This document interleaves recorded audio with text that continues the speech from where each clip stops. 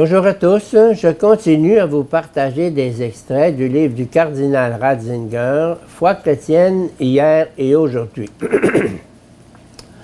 En adoptant cette formule, la cour davidique en a sûrement écarté totalement le sens mythologique.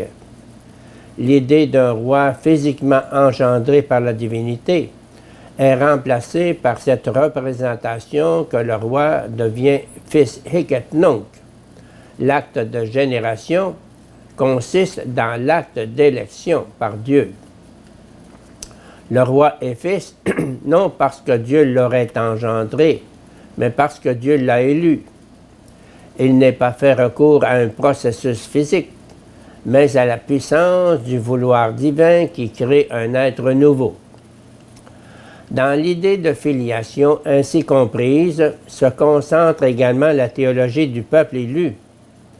Dans des textes plus anciens, Israël tout entier avait été désigné comme premier-né de Yahvé, comme son fils bien-aimé, confère Exode 4, 22.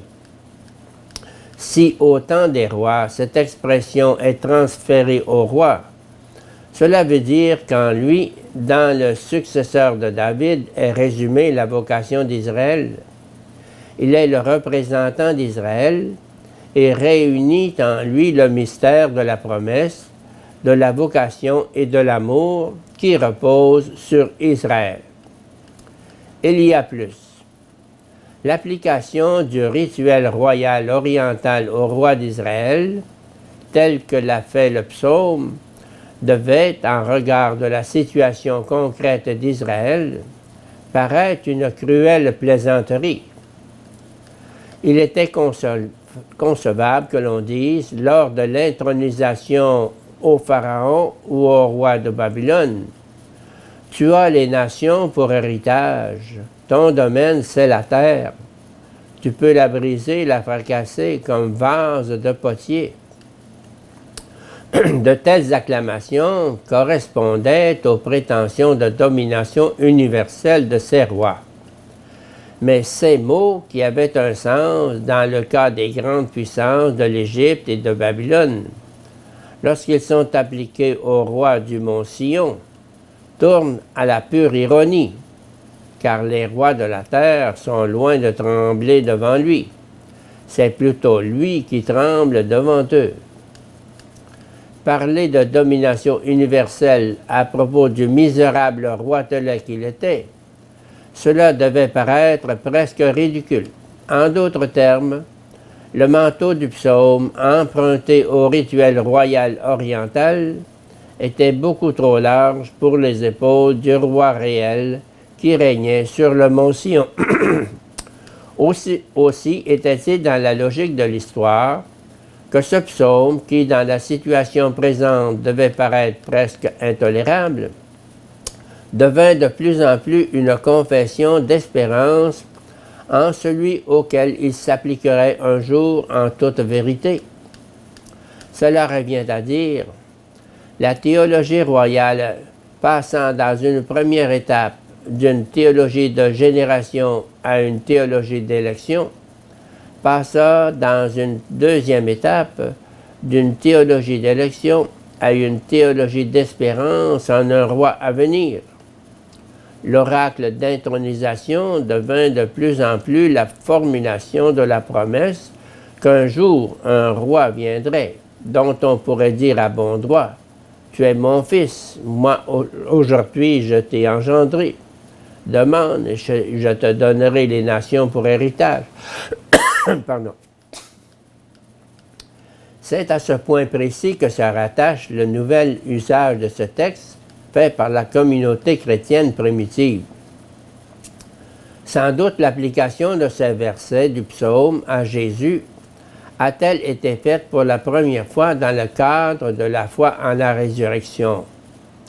L'événement de la résurrection de Jésus est compris par les premiers chrétiens comme le moment où l'oracle du psaume 2 est vraiment devenu réalité. Certes, le paradoxe n'est pas moindre ici.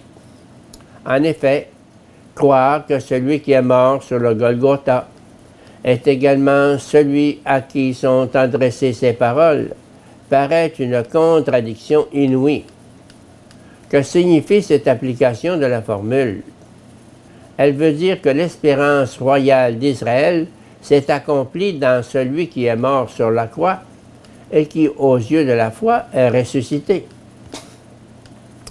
Elle exprime la conviction que c'est à celui qui est mort sur la croix, à celui qui a renoncé à toute puissance du monde, entendons ici à l'arrière-plan les mots du psaume, où il est question des rois de ce monde qui tremblent, où l'on parle de briser avec un sceptre de fer.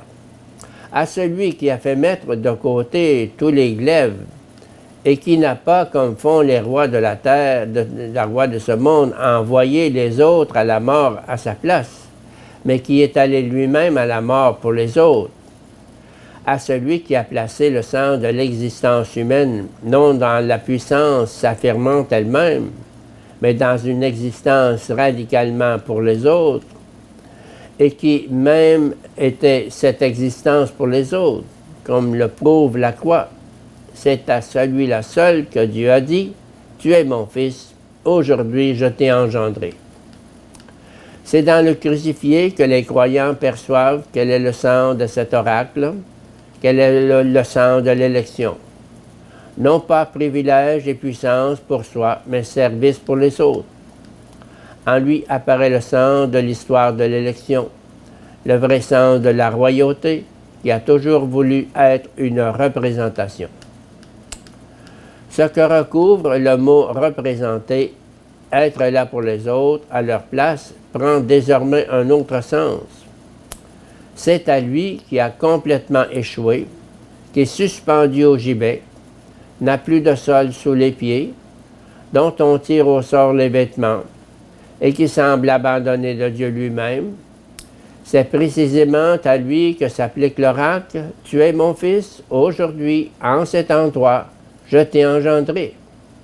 Demande, et je te donne les nations pour héritage, et pour domaine les extrémités de la terre. »